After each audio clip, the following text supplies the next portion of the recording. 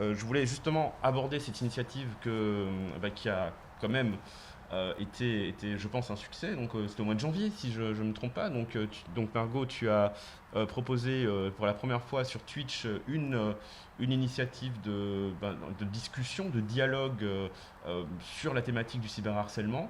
Et donc, je voulais d'abord que tu nous parles un petit peu de la genèse de cette Ouais. initiative et peut-être voir quel impact cela a eu, pas seulement, je dirais, dans le débat public, mais aussi à l'intérieur de ta formation politique. Ouais. Si on se dit, bah tiens, est-ce que c'est une façon aujourd'hui de consulter les citoyens? Est-ce que ça vaut le coup de peut-être de lancer d'autres initiatives de ce type? Mais donc déjà, il y a une chose qui me semble intéressante, c'est qu'on voit émerger plein de nouveaux outils. Il n'y a pas longtemps, c'était Clubhouse qui faisait fureur. Maintenant, je ne sais pas ce qui s'est passé, je n'en entends plus parler. Clubhouse, pour ceux qui ne connaissent pas, Clubhouse, c'est un réseau social audio. Oui. Donc on vient de réinventer la radio, en fait. Quelque part, oui. Et donc l'idée, c'est de créer des communautés. Et dans ces communautés-là, en fait, vous pouvez rejoindre une communauté et parler de tout ce qui vous intéresse. Voilà, donc après, il y a eu une sorte de hype au mois de février. Et puis maintenant, on n'en parle plus. Mais oui, et en fait, c'est amusant de voir qu'avec le confinement, je suppose, sans être experte non plus de ces questions, mais de voir qu'en fait, il y a eu une explosion d'utilisation de nouveaux outils comme celui-là. Twitch en fait partie. Et en fait, moi, je me suis rendu compte dans mon travail parlementaire que comment est-ce qu'on procède? Donc, en général, donc on lit la presse un peu tous les jours, on se renseigne, on est en contact avec des experts et des experts sur des matières. Et puis, petit à petit, on sent qu'il y a des choses, des dossiers, comme on appelle ça, mais qui commencent à émerger sur le devant de l'actualité. Et on se dit, mais tiens, en tant que parlementaire, je vais essayer de me saisir du sujet et de le traiter.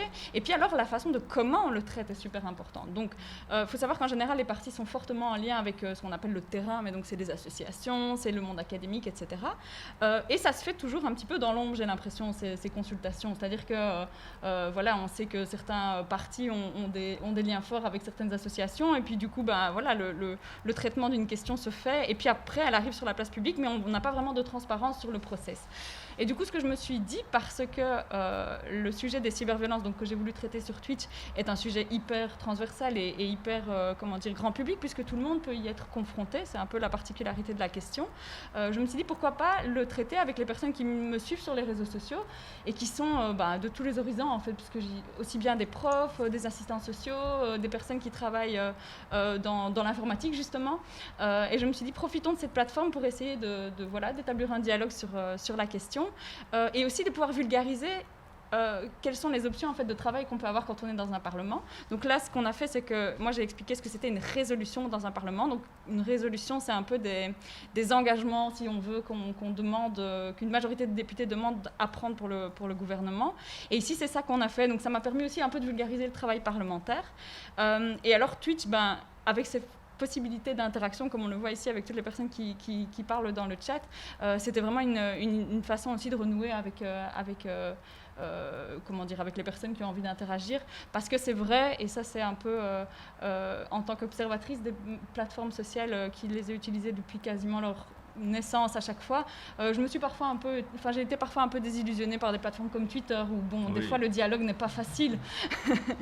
Et là sur Twitch je me suis dit mais c'est super, la modération c'est vraiment un truc pratique, et donc pourquoi pas. Alors je ne sais pas s'il faut que tous les partis commencent à faire du Twitch à 100 à l'heure et ne mettent plus que des budgets communication là-dedans, parce que c'est vrai que voilà, mais mobiliser à un certain moment sur certaines questions des communautés avec des députés qui peut-être sont à l'aise avec cet outil, ça peut être une chouette idée.